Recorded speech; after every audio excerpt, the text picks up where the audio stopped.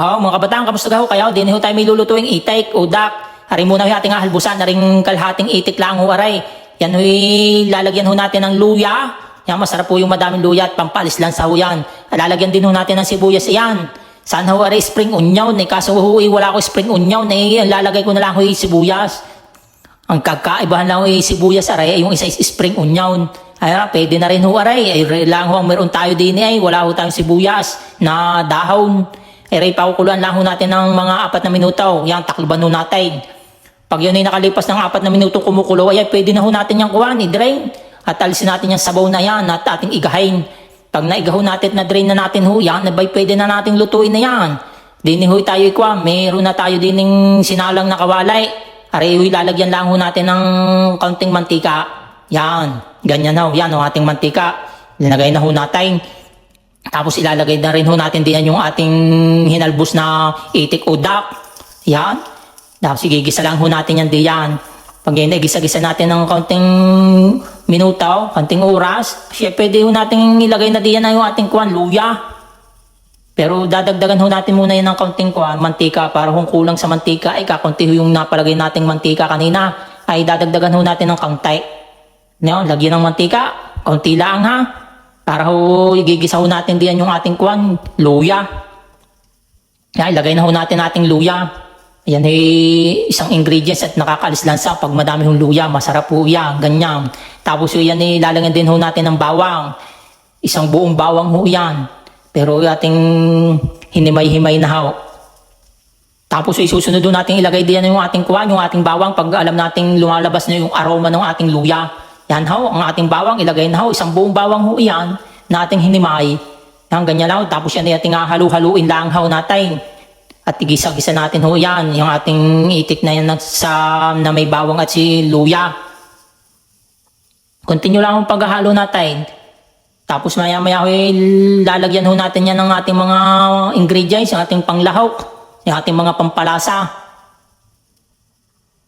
Ganyan lang, ating munang igisa-gisa yan, yung ating mga pampalasa. Ayan, yung oyster sauce yan, ating ilalagay na yan, yan.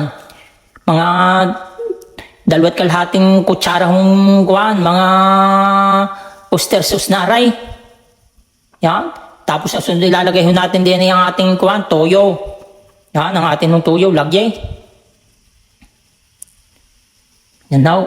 Mga 2 kutsarang toyo lang ho yun. Tapos isunod ho natin yung ating dark sauce. Para maganda ho ang kulay ng ating nilutong kuwan na dak o itik. Para maitim-itim ho yung sabaw at ang itik natin. Tapos yung ating haluin lang ho para mag-mix sa ating itik, sa ating karne ng itik yung ating mga panglahok. At gumanda ho ang kulay yan. Tingnan naman ho ninyo, kaganda ng kulay na ray. Hindi ka ho? Yan, ganyan lang. Continue lang ang ating halaw ng papagayan at papagayaw.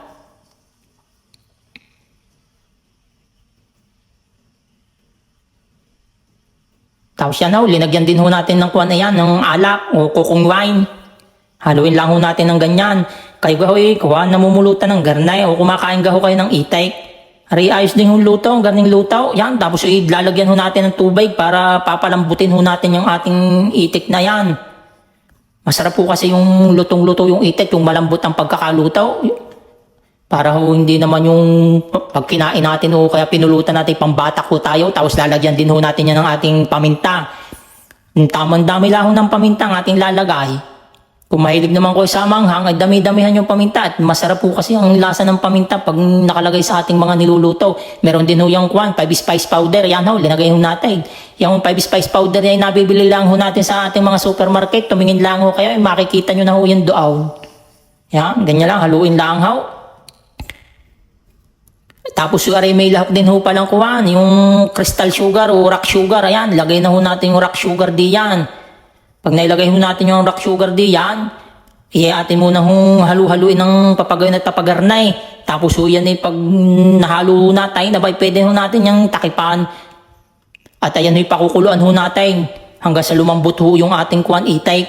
Pag alam ho natin malambot na yung ating itik, bay atin munang bisa-bistahin at atin ho yung kuwan na haluin. At ho ayan atin din hong titimusan kung ngayong gawi ayos ng lasa. Yan, timusay.